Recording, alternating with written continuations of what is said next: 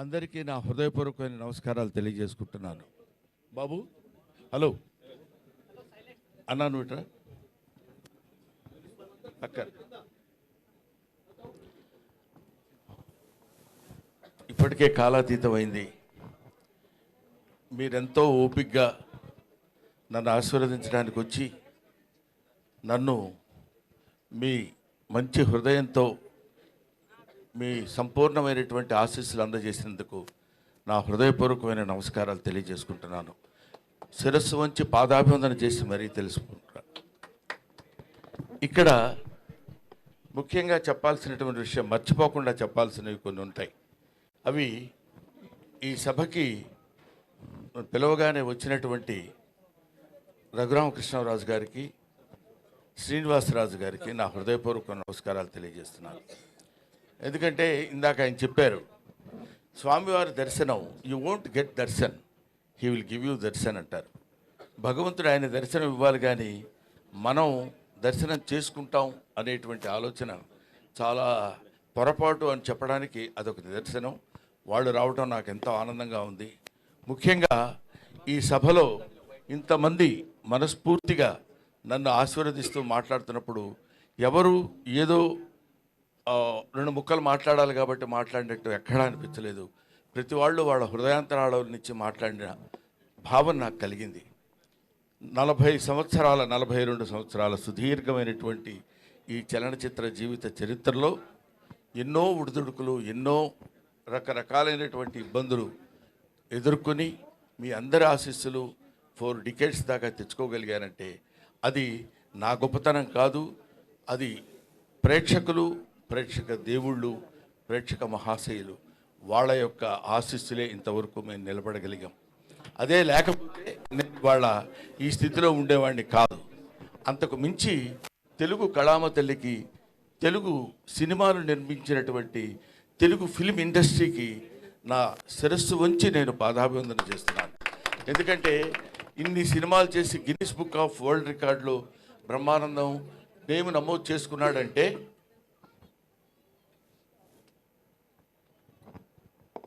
ఇన్ని సినిమాల్లో చేసి పేరు నమోదు చేసుకున్నాడంటే ఇన్ని సినిమాలు చేయటం గొప్ప కాదు, ఇన్ని సినిమాలు నిర్మించినటువంటి నిర్మాతలు, దర్శకులు ఉన్నటువంటి తెలుగు కళామతలి యొక్క గొప్పతనం. వాళ్ళు నిర్మించిన అన్ని సినిమాలు ఉండబట్టే మేము ఇన్ని సినిమాలు చేయగలిగాం. కాబట్టి ఇటువంటి అవకాశాన్ని నాకు కల్పించినటువంటి మహనీయులకు అందరికీ చిన్న పెద్ద తేడా లేకుండా, ప్రభువెక్కిన పల్లకి కాదు అది మోసిన బోయీలు ఎవ్వరని, లైట్ మెన్ దగ్గర నుంచి అందరూ అందరూ అందరూ ప్రతి వాళ్ళు సహకరించి మేము ఈ స్థితిలో ఉండటానికి, ఈ స్థితిలో ఉండేటువంటి పరిస్థితికి తెచ్చినందుకు వారికి శతద సహస్రద పాదాభివందన చేసుకుంటున్నాను.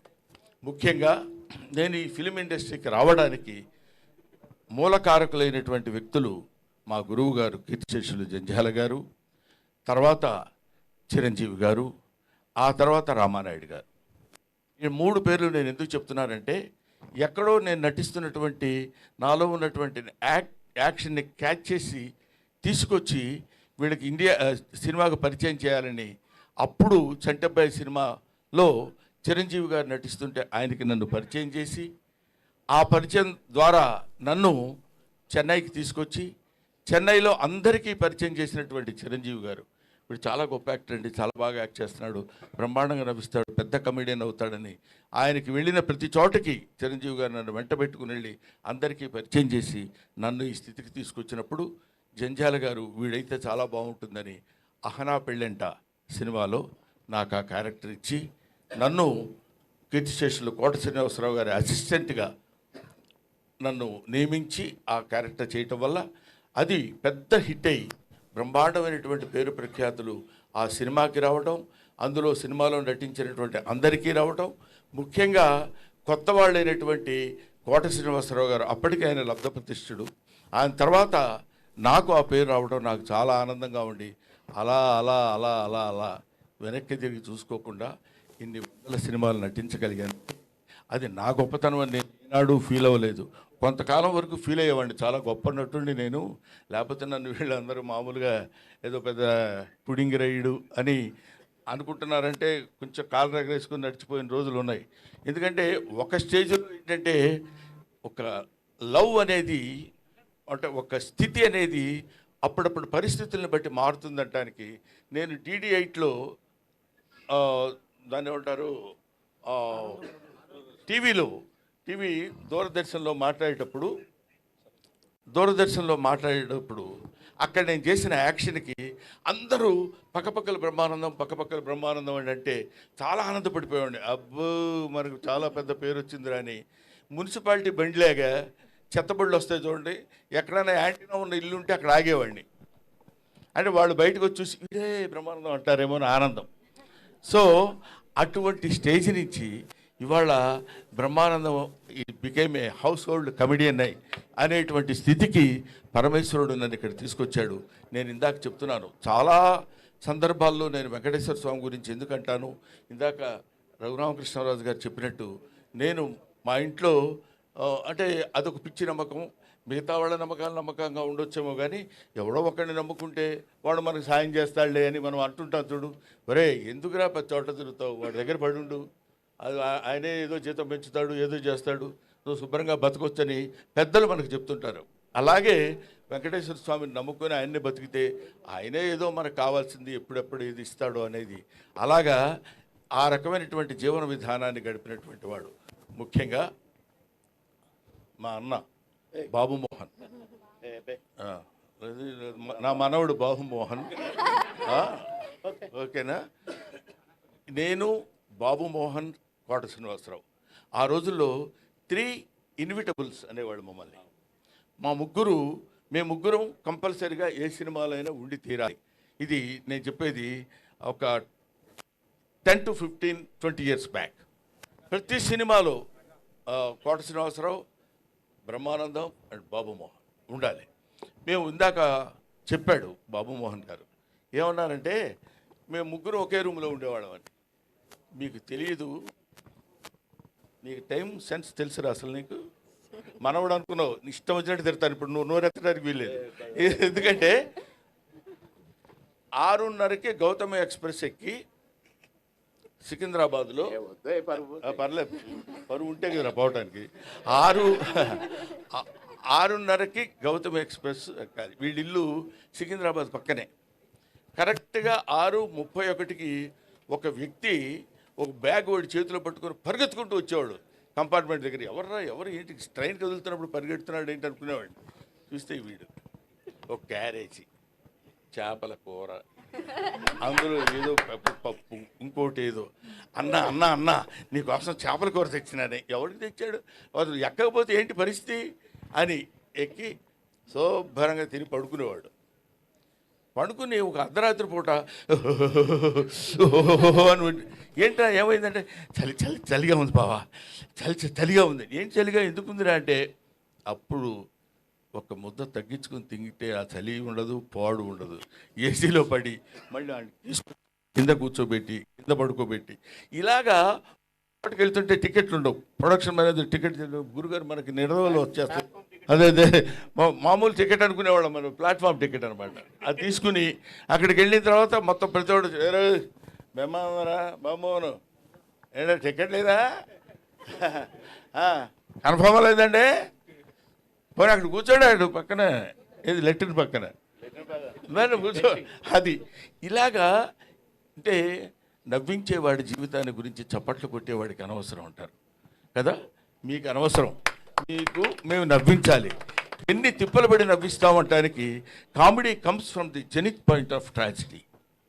జెనిత్ పాయింట్ బాగా భయంకరమైనటువంటి ట్రాజడీ నుంచి కామెడీ వస్తుందని చెప్తారు.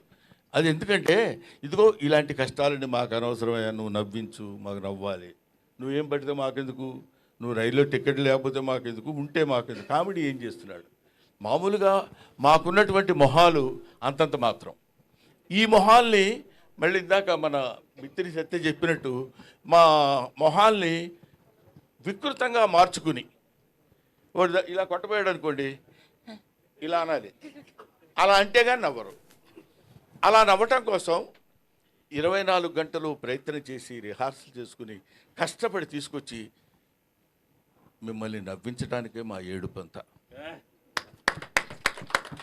అటువంటి అటువంటి కామెడీ జీవితాల్ని పంచుకొని పుట్టినటువంటి మమ్మల్ని మీరు ఏదైనా చిన్న చితక పొరపాట్లు తప్పులు ఉప్పులు ఉన్నా పండురా పాపం పొద్దున్న లేస్తే నవ్విస్తాడు వాడిని వదిలేద్దాం అనే పెద్ద మనస్తత్వాన్ని మానవాళి తెలుసుకోవాలని నా మనస్తత్వం.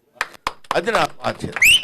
అది మనుషులు మానవులమైనందుకు ఎక్కడ ఒక్కొక్కటి జాబ్ ఏంటి, మిమ్మల్ని నవ్వించడం, to make you happy, right?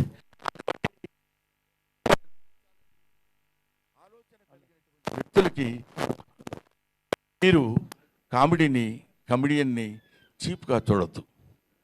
అభిమానించండి, ఆదరించండి, ఆరాధించండి, అల్లరి మాత్రం చేయొద్దు. This is my personal request. అవునమ్మా. 40 సంవత్సరాల సుదీర్ఘమైన చరిత్రలో ఎంతోమంది ఎన్నో రకాలైనటువంటి, ఇప్పుడు మా జనరేషన్ వాళ్ళు తెలుసుకోవాల్సినటువంటి విషయం ఏంటంటే, మా జనరేషన్ అంటే ఇప్పుడు మేమున్న వాళ్ళకి, if you allow others you will become first man, if you don't allow others you will become last man అంటాడు. మన తర్వాత వచ్చే వాళ్ళకి అలా దారి ఇవ్వాలి, వెళ్ళండి వెళ్ళండి వెళ్ళండి అని. లేదు లేదు నేనే ఉంటాను, తలకి రంగేసుకుంటాను, జుట్టు తిప్పుతాను, చాలా ఇంకా కనపడతాను అంటే కుదరదు. మనం చెయ్యగలగాలి. వయస్సు ఒకటి ఉంటుంది. కాబట్టి అటువంటి పరిస్థితుల్లో మనం మన యొక్క స్థితిగతుల్ని, మన యొక్క ఏజ్ని, మన యొక్క విషయాన్ని అంతా మనం జాగ్రత్తగా మనల్ని మనం పరిశీలించుకుని ఆత్మవిమర్శ చేసుకోగలిగినప్పుడు 10 కాలాల పాటు హాయిగా ప్రశాంతంగా నువ్వు ఉంటావు, 10 మందిని ఉంచగలుగుతావు. అందువల్ల ఇవి మనం తెలుసుకోవాల్సినటువంటి, జీవితంలో తెలుసుకోవాల్సినటువంటి నగ్న సత్యాలు, నిజాలు. అందుకనే మనకి ఇది నేరము తప్తలోహమున నిలిచి అనామకమైన నశించు, ఆ నేరమే ముత్యమట్లు భాషించు, నడినీదళ సంక్షితమై అంటాడు. నీటి చుక్క తప్తలోహమున నిలిచి బాగా కాలుతున్నటువంటి నీళ్ళ పెనం మీద వేస్తే చుయ్యమని అది దానికి నామరూపాలు లేకుండా వెళ్ళిపోతుంది. అదే నీటి చుక్క తామర ఆకు మీద పడినప్పుడు ముత్యమలా అనిపిస్తుంది. అబ్బా ఇది ముత్యమా అనే భావన మనకు కలుగుతుంది. అలాగే దేవుడు గుళ్ళోకి వెళ్ళి రూపాయి బిళ్ళ దేవుడు గుళ్ళో వేస్తే అది పోతుంది. ఆ రూపాయి బిళ్ళ బయటికి తీసుకొచ్చి ఎవరికన్నా ఇస్తే ముష్టవు. కాబట్టి దానికి ఉన్నటువంటి విలువ దానికి ఉంటుంది. దాన్ని ఉపయోగించేటువంటి విధానం మాత్రం మనకి కనిపిస్తూ ఉంటుంది. కాబట్టి మహనీయులందరికీ ఇంతమంది ఇంత ఓపికగా కూర్చుని, ఆ తర్వాత ముఖ్యంగా వీళ్ళ పేరు చెప్పబోతే బాగుండదు, అందరూ మెడల పైకి చూస్తున్నారు, సీను ఇటు పేరం గ్రూప్ వాళ్ళు. కాబట్టి మేము ఇంత కష్టపడి మేము సన్మానం చేస్తే ముఖ్యంగా ఇక నుంచి ప్రతి బర్త్డే మేమే చేస్తాం. అన్నయ్య గారు, మీ 100వ బర్త్డే కూడా ప్రపంచవంతంగా చూసే విధంగా మేము చేస్తామని ఈ సభ మీదుగా చెప్తున్నాం. ఇప్పుడు ఏదైనా చిన్న చిన్న పొరపాట్లు జరిగి ఉంటే క్షమించండి. నెక్స్ట్ బర్త్డేకి శిల్పకళా వేదికలో అతి పెద్దగా చేస్తాం అన్నయ్య. ఇంతకంటే పొరపాటు ఏమైనా ఉంటుందా? పావు గంట వాగే, ఇప్పుడు 1 minute అని చెప్పి 1 second. కాబట్టి పర్లేదు నాన్న. ఇలాంటివి టు ఎర్ర్ ఈజ్ హ్యూమన్. తప్పు చేయటం మానవ లక్షణం, మానవ సహజం. అది తప్పు చేసేవాడి గురించి 2 2 4 2 4 8 2 5 10 2 6 16 12 2 7 14 2 8 16 అని అన్నాం అనుకోండి, పొరపాటున ఇప్పుడు చూసారా మధ్యలో 2 6 16 అనేసరికి ఏయ్ అన్నాడు అంటే నిజం. అన్ని మంచి చెప్పేంత వరకు ఎవడు పట్టించుకోడు. ఎక్కడో ఒక చోట నోరు జారుతాం, తప్పు జారుతాం, దాన్ని వెంటనే క్యాచ్ చేస్తారు. అది హ్యూమన్ సైకాలజీ. నువ్వు కాదు, నీకేం తెలుసు నీ మొహం. కాబట్టి ఇటువంటి స్థితిలో పొరపాట్లు ఏవేవో జరగటాలు, ఏవేవో చేయటాలని కాకుండా, ఇదిగో ఈ సీని ఇన్ఫ్రా మీరందరూ మాట్లాడకండి. చూసారా, 10 మందికి చెప్పేవాడిని ఒకటి చూపించుకోవాల్సిన పరిస్థితి ఏర్పడింది. సీని ఇన్ఫ్రా వాళ్ళకి పేరం గ్రూప్. అవునమ్మా, ఏమమ్మా చెప్పకపోతే ఏం చేస్తారు ఇప్పుడు? గిరీష్మా గారికి. ఆ తర్వాత నాకు పాపం ఇతను 4 రోజుల క్రితం వచ్చాడు ఇంటికి. వచ్చి నన్ను మీకు సన్మానం చేస్తున్నామండి అన్నారు. నేను సన్మానాలు ఇవన్నీ ఒప్పుకొని చాలా కాలం అయింది. ఎందుకు ఏమి అంటే ఒక స్టేజ్లో మనకు సన్మానం చేస్తున్నాను కానీ శుభ్రంగా స్నానం చేసి మొహం పౌడర్ గౌడర్ వేసేసుకుని సన్మానం అనుకుంటూ వెళ్ళేవాడిని. ఏం చేసామని మనకి సన్మానం, ఇంకా ఎంత చెయ్యాలి, ఎంతో ఎంతో చేయాల్సింది ఉంది కదా, వద్దులే సన్మానాలు అవి అనుకుంటే కాదు సార్, మేము మీకు ఎప్పటి నుంచో సన్మానం చేయాలని అనుకుంటున్నాను. మీ దగ్గరికి రావడానికి యాక్సెస్ దొరకలేదు, అది దొరికింది. అటువంటి పరిస్థితుల్లో మీకు మేము సన్మానం చేయాలి, మనస్ఫూర్తిగా చేస్తామండి, మీరు దయచేసి యాక్సెప్ట్ చేయండి అని మన శ్రీను, నువ్వు ఉండవయా బాబు, ఇది వచ్చి నన్ను అడిగితే నేను కాదనలేక, ముఖ్యంగా కాదనలేకపోవటం నేనేదో పెద్ద గొప్ప తోపు బుడింగి అని కాదు. ఎందుకు కాదనలేకపోయానంటే ఒక అభిమానంతో, గుండె నిండా ఉన్న అభిమానాన్ని పంచుకుంటానని చెప్పినప్పుడు ఇంకా నేను దాన్ని నో అనటం ఒక కళాకారుడిగా సమంజసం కాదు. ఏ అభిమానంతో నన్ను ఇంత బాండ్ చేశారో, ఇంత పెంచారో వాళ్ళని తప్పకుండా నేను కావాలని, ముఖ్యంగా 70th బర్త్డే అన్నారు, మరి వాళ్ళకి ఎవరు చెప్పారో ఏంటో వేసి పడేశారు 70 అని. మనకేముందిలే నేను కూడా ఓకే అనేసాను. అంటే మీరందరూ ఏమనుకుంటున్నారు తెలుసా, ఇంకా తక్కువ అనుకుంటున్నారు కదా. కాబట్టి ఇలాంటివి నేను అందుకనే చాలామంది ఏమంటే మీ ఇష్టం వచ్చినట్టు మీ మీమ్స్ వాడేస్తున్నారు సార్, మీరు అసలు పట్టించుకోవట్లేదు సార్, వాళ్ళందరూ ఏది పడితే అది రాసేస్తున్నారు సార్ అంటారు. అంటే నేనేమంటున్నానంటే ఒక మాటలో చెప్పాలంటే మీమ్ గాడ్ అని ఇందాక చదివారు. మీమ్ గాడ్ అనే పేరు ఎలా వచ్చిందంటే నాకు ఇంతమంది మీమర్స్ ఉండబట్టి వచ్చింది. వీళ్ళు లేకుండా నా మీద ఎందుకు అనొద్దు, అలా అనొద్దు అని నేను అనున్నట్టయితే Brahmanandam old comedian, fade out comedian అయి ఉండేవాడు. నన్ను బతికిస్తుంది, ఇప్పటి వరకు ప్రజల్లో నన్ను నిలబెట్టింది మన మీమర్స్, యూట్యూబర్స్, వాళ్ళందరికీ నా హృదయపూర్వకమైన నమస్కారాలు తెలియజేస్తున్నాను. అంతేకాకుండా గ్లోబల్ అవార్డ్ ఆఫ్ ఎక్సలెన్సీ, అది మన వాళ్ళు ఎవరండి, చిరాకు వచ్చి వెళ్ళిపోయారా? లేదు, వాళ్ళు అజయ్ కుమార్ అండ్ మనీష్, వీళ్ళు ఏమంటే మీరు ఇన్ని సినిమాలు చేశారు, మీరు ఎన్ని సినిమాలు చేశారో ఆ రికార్డు దుబాయ్లో జరుగుతున్న సన్మానానికి ఇస్తామండి, ఇక్కడ జరుగుతున్న ఈ సన్మానానికి మీకు సర్టిఫికెట్ మాత్రం మేము ఇంగ్లాండ్ నుంచి తెప్పించి అక్కడ అప్రూవ్ చేసుకొని మేము ఇక్కడ ఇస్తామండి అన్నారు. అనగానే పెద్ద మనసుతో మన శ్రేణి ఇన్ఫ్రా వాళ్ళు, పేరం వాళ్ళు అంగీకరించి ఈ స్టేజ్ మీద ఇవ్వడానికి నా వాళ్ళు యాక్సెప్టెన్స్ ఇచ్చారు, వాళ్ళకి థ్యాంక్స్ చెప్తున్నాను. అలాగే మీ గ్లోబల్ రికార్డ్ ఆఫ్ ఎక్సలెన్సీ వాళ్ళకి నా హృదయపూర్వక నమస్కారాలు తెలియజేస్తూ, అలాగే ఇక్కడ నా తమ్ముడు మిస్టర్ అజయ్ కుమార్ ఫ్రమ్ వరంగల్, అతను అద్భుతమైన కళాకారుడు. నువ్వు ఎవరు పడితే అద్భుతమైన కళాకారుడు అంటావు ఏంటని అనుకోవచ్చు మీరు, నేను ఎవరిని అన్ను, ఎందుకంటే అద్భుతం ఉంటే తప్ప. అతను సూది ఉంటుంది కదా, సూదికి ఒక చిన్న హోల్ ఉంటుంది దారం కూర్చడానికి, దానిలో ఒక అద్భుతమైనటువంటి బొమ్మలు చెక్కి మనకు క్లియర్గా కనపడేటట్టు చేయగలిగినటువంటి మహా కళాకారుడు ఆయన. అదిగో ఎదురుగా ఉన్నాడు అజయ్, మీరు ఒకసారి స్టేజ్ మీదకి రండి. తర్వాత అలాగే కాకుండా కనురెప్పలో ఒక వెంట్రుక ఉంటుంది, ఆ వెంట్రుక చివర నటరాజు నృత్యం చేస్తున్నట్టు చెక్కినటువంటివి. ఇట్లాంటి ఆణిముత్యాలు చాలా ఉన్నాయి, ఇలాంటి జాతిరత్నాలు చాలా ఉన్నాయి. కాకపోతే మట్టిలో మాణిక్యాలా ఉండిపోతున్నారు. తీసుకురావాల్సినటువంటి స్థితి ప్రభుత్వాలకి గర్వకారణమైనటువంటి విషయం ఇట్లాంటివి.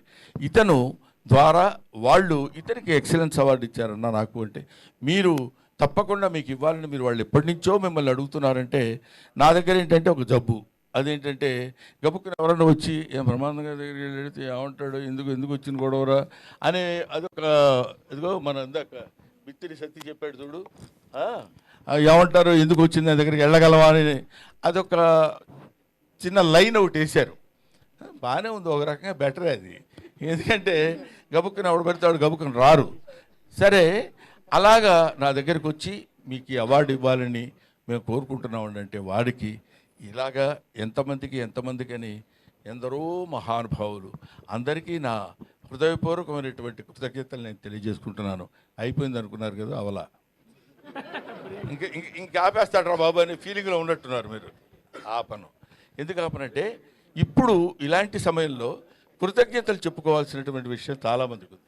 ఆ తర్వాత ఇందాక నా పక్కనే కూర్చున్నటువంటి ప్రగతి గారు, ఆవిడ మేడం ఒక ఎవరైనా మనల్ని ఇబ్బంది పెట్టారు, బాధ పెట్టారు, కష్టపెట్టారు అనుకున్నప్పుడు దాంతో కుమిలిపోవటం, కుంగిపోవటం, డిప్రెస్ అవ్వటం సాధారణమైనటువంటి విషయం. అది హ్యూమన్ నేచర్, అది తప్పదు. గబుక్కున ఏంటే నీ మొహం అన్నాడు అనుకోండి, అబ్బా ఇలా అన్నాడేంటని బాధ. దాన్ని ఛాలెంజింగ్గా తీసుకుని life is a game, you should play it, life is a challenge, you should meet it అని నిరూపించినటువంటి ఒక అద్భుతమైనటువంటి వ్యక్తి ప్రగతి. కాబట్టి వీళ్ళు ఇలాంటి వాళ్ళు ఎంతోమంది ఉన్నారు. ఇప్పుడు బాబు మోహన్, ఇప్పుడు ఏదో కమిడియన్ బాబు మోహన్ అన్నాడు. పరువు ప్రతిష్ఠ అనే సినిమాలో బాబు మోహన్ గారి నటన ఒకసారి ఇంటికి వెళ్ళి వీలుంటే ఒక 5 నిమిషాలు 10 నిమిషాలు మీరు దాన్ని ఏమంటారు గూగుల్ కొట్టి చూడండి. ఎర్రగూడ అనే సినిమాలో నేను తను ఇద్దరం కలిసి, తను కాటికాపరిగా నేను బ్రాహ్మణుడిగా ఇద్దరం కలిసి గొప్ప స్నేహితుల కింద నటించినటువంటి అద్భుతమైనటువంటి నటన చేసినటువంటి మహానటుడు. అలా కనిపిస్తుంటాడు కానీ అలా ఏదో సినిమాల్లోకి లేదా రాజకీయాల్లోకి వెళ్ళిన తర్వాత ఆయనలో మార్పు, ఆయనలో వచ్చినటువంటి మార్పులు బోర్డని ఉండొచ్చేమో కానీ నటుడిగా ఒక అద్భుతమైనటువంటి స్థితి ప్రజ్ఞత కలిగినటువంటి వాడు. ఎందుకంటే మామూలుగా ఇప్పుడు మనం చెప్పుకోవచ్చు కోట శ్రీనివాసరావు పక్కన నిలబడి అతనితో జోడీగా, కోట శ్రీనివాసరావు అంటే వాడు అపర నటరాజు, అటువంటి వాడి పక్కన నిలబడి ఇదిగో బాబుమోహన్ గారు ఉంటేనే బాగుంటుందిరా కోటగాడి యాక్షన్ అని అనిపించుకోగలిగినటువంటి ఇలాంటి వాళ్ళు ఒక ధర్మవరపు సుబ్రహ్మణ్యం, ఒక ఎంఎస్ నారాయణ, ఒక వేణుమాధవ్, ఆ తర్వాత ఒక ఎవరు మన సునీల్ ఉన్నాడు రా, ఏవిఎస్, ఏదో నోటికి వచ్చిన పేరు చెప్పేస్తామండి. వీళ్ళందరూ కీర్తిశేషులు రచ్చ రవి అంటే ఎలా బాగుంటుంది కదా. అందుకని ఇటువంటి వాళ్ళందరూ అట్లాంటి చదువుకున్నటువంటి వాళ్ళు, ఎడ్యుకేషన్ ఉన్నటువంటి వాళ్ళు, వీళ్ళు ఈ సినిమా ఇండస్ట్రీలో అప్పటి వరకు బ్రహ్మాండంగా నవ్వించి వదిలిపెట్టారంటే నవ్వు ఎక్కడి నుంచో తెలిసిన మనుషులు వాళ్ళు. ఇందాక చెప్పాను, బజార్ను నడిచి వెళుతున్నప్పుడు కాలికో దెబ్బ తగిలింది అనుకోండి, మొట్టమొదటి ఆ దెబ్బ చూసుకొని అబ్బా చచ్చిపోతున్నావురా బాబోయ్ ఇదేంటి ఇలా జరిగిందని, దానికి అని అన్న దీన్ని నేను చూడండి అంటే వెంటనే వాడు హాస్పిటల్కి తీసుకెళ్ళి ఒక ఇంజక్షన్ చేసి కట్టుకట్టి వదిలేశారనుకోండి, ఓకే. రెండోసారి తగిలింది అనుకోండి, అబ్బా మళ్ళీ అక్కడే తగిలిందిరా బాబు అని అనుకుంటాం, ఇంకా ఎక్కువ బాధపడతాం, ఇంకా 2 ఇంజక్షన్లు ఎక్కువ చేయించుకుంటాం. అదే 10వ సారి 11వ సారి తగిలింది అనుకోండి, అదేంటరా అది ఎప్పుడు ఇక్కడే తగులుద్ది, ఏంటో ఎక్కడ ప్లేస్ లేనట్టు అక్కడే తగులుద్ది ఏంటి, ఇంజక్షన్ అదే బదులేవా. అక్కడి నుంచి అంతటి విషాదం నుంచి కామెడీ పుడుతుంది. కాబట్టి ఆ కామెడీ నేర్చుకొని మీ అందరికీ పంచిపెట్టేటువంటి ఈ హాస్య నట బృందాన్ని, మీరందరూ హాస్యాన్ని, ఎందుకంటే ఒక హాస్యం ఎంత గొప్పదంటే ఇంకా నేను చాలాసేపు చెప్పగలను, మరీ ఇంత హింసించకండి సార్, వాళ్ళు భోజనాలు పెడుతున్నారా ఉన్నాయంట, అయితే పర్లేదు చచ్చినట్టు వినాలి మీరు. ఎందుకంటే హాస్యం ఎంత గొప్పదంటే ఇప్పుడు మనం సినిమా చూస్తున్నాం అనుకోండి, సినిమా చూస్తున్నప్పుడు అబ్బా హీరో ఏం యాక్ట్ చేశాడు రా, బ్రహ్మాండంగా చేశాడు, సినిమాలో అద్భుతంగా నటించాడు అంటాం, హీరోయిన్ సూపర్ రా అదిరిపోతుంది అనుకుంటాం, సీనరీస్ చాలా బాగున్నాయి అంటాం, విలన్ అదిరిపోయేటట్టు చేస్తున్నాడు అంటాం అని ఇంటికి వెళ్ళి కూడా మాట్లాడుకుంటాం. కానీ కామెడీ ఇక్కడ కూర్చొని గంభీరంగా అలా ఉండి ఇంటికి వెళ్ళిన తర్వాత వాడు కామెడీ బాగా చేశాడే అని అనం, అక్కడ చచ్చినట్టు నవ్వాలి. అలా నవ్వించగలిగిన వాడే కమెడియన్, అలా నవ్వించగలిగిన వాడే రియల్ కమెడియన్. ఇట్లాగా ఇలాంటి కమెడియన్స్, ఇలాంటి వాళ్ళు నాకు తెలిసి అన్ని భాషల్లో కమెడియన్స్ ఉన్నారు, కానీ తెలుగు భాషలో ఉన్నంత వైవిధ్యం కలిగినటువంటి హాస్య నటులు చాలా తక్కువ మంది మిగతా ఇండస్ట్రీస్లో ఉన్నారు. We feel proud to say that we are the comedians of Telugu film industry. ఎవడగోల వాడు సినిమా ఒక అతను కొనుక్కున్నాడు హిందీలో, ఎవరో కాదు హీరో, అతని పేరేంటి, ఒక హీరో యంగ్ హీరో పేరు గోవింద, కొనుక్కొని అతను ముచ్చటపడి కొనుక్కున్నాడు హిందీలో తీయమని. కమెడియన్స్ లేక ఇంకా సినిమా తీయలేదు, అక్కడే ఉంది బాక్స్. అది అంటే ఏమైనా అటువంటి స్థితిలో, ఇటువంటి పరిస్థితుల్లో ఇన్ని సంవత్సరాల సుదీర్ఘమైనటువంటి ప్రయాణానికి సహకరించినటువంటి మీ అందరికీ నా హృదయపూర్వకమైన నమస్కారాలు తెలియజేస్తున్నాను. ఇందాక మాట్లాడిన వాళ్ళలో మన రచ్చరవి బాగా మాట్లాడాడు అంటాను అనుకుంటున్నావు కదా నువ్వు, చాలా సరే అది విషయం. తర్వాత ఎవరు మన మిత్తిరి సత్తి ఎక్కడ ఆ మాటలు రామ్మోహన్ రెడ్డి, ఓహో జితేంద్ర నువ్వు వచ్చావా, రామ్మోహన్, తర్వాత మూర్తి గారు, వీళ్ళందరూ మాట్లాడుతుంటే వాళ్ళు that words come from their heart. ఏదో రెండు ముక్కలు మాట్లాడి వెళ్ళిపోదామని కాదు. నాగేంద్ర కుమార్ మై స్టూడెంట్ అతను. కాబట్టి వీళ్ళందరూ నన్ను ఇంత ఆశీర్వదించి ఈ స్థితికి తీసుకొచ్చినప్పుడు నవ్వుతూ చింపండి అని రాశారయ్యా. Thank you very much. అందుకని మాట్లాడటం అనేది ఒక ఆర్ట్. ఎవడు పడితే వాడు మాట్లాడటానికి కుదరదు. ఏదో మైక్ ఇచ్చాం కదా అని ఏదో ఇప్పుడు ఒక అతను మాట్లాడతాడు, చెప్తా చూడు. సోదరి మండలారా,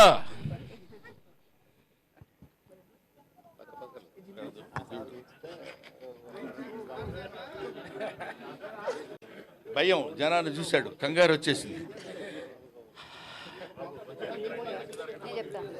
ఈరోజు మళ్ళీ అరిచాడు. ఈరోజు నేను అది ఈ గ్రామానికి నేను ఇది కావాలని నేనెంతో ఇదయ్యాను. నేను ఇదవటం, వాటిలో వాళ్ళందరూ నన్ను ఇది చేయటం, నేను ఏదో రకంగా ఇదయ్యాను. కానీ ఒక్క విషయం నేను మీకు అది ఇలాగా రకరకాలుగా మాట్లాడేవాళ్ళు ఉంటారు. అలాంటి వాటిలో సబ్జెక్ట్ లేకుండా మాట్లాడటం చాలా కష్టం. ఇప్పుడు బామోహన్ అనేటువంటి వాడు చాలా గొప్ప నటుడు, అంతేకాకుండాను అటువంటి మహనీయుడు, ఇలాగా రకరకాల పద్ధతుల్లో ఇష్టమైన ధోరణిలో మాట్లాడుకుంటూ వెళ్ళిపోకుండా కంటెంట్ ఉన్నతోటి హృదయంతో మాట్లాడేటువంటి ఈ ఫంక్షన్కి నా హృదయపూర్వకమైన నమస్కారాలు తెలియజేస్తున్నాను. ఇక్కడ నట భీష్ముడు మా ఎవరు లంక భద్రాద్రి శ్రీరామచంద్రమూర్తి గారు ఉన్నారా, వెళ్ళిపోయారా? ఎల్బి శ్రీరామ్ గారు, లంక భద్రాద్రి శ్రీరామచంద్రమూర్తి గారు అంటే ఎంఎస్ నారాయణ ఆయన మీద జోక్ వేశాడు. మీరు ఎంత కాంట్రవర్షియల్ పర్సన్ ఇంకోటి లేడండి అన్నాడు. అదేంటి కాంట్రవర్సీ, నేను కాంట్రవర్సీ ఏంటి సార్ అన్నాడు ఆయన. అంటే అప్పుడు ఆయన చెప్పాడు, మీ ఇంటి పేరు లంక, నీ పేరు శ్రీరామచంద్రమూర్తి, ఇంతకంటే కాంట్రవర్సీ ఏం కావాలండి అన్నాడు. Thank you very much.